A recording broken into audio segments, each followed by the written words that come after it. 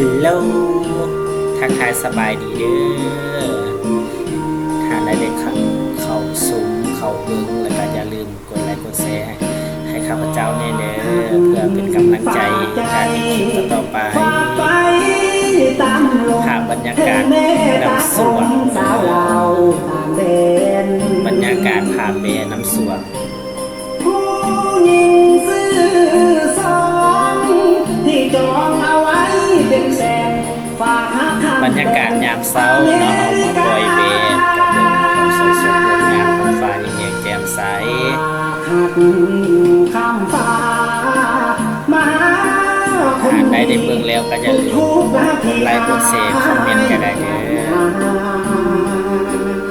หรืออยากได้ข้อมูลก็สามารถทักทายสบายดีได้เด้อ